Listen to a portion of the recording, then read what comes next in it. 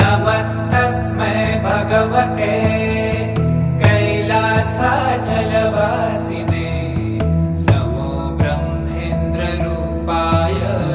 मृत्युनाशं करोतु मे त्र्यम्बकाय नमस्तुभ्यं पञ्चस्याय नमो नमः नमो दूर्दण्डचापाय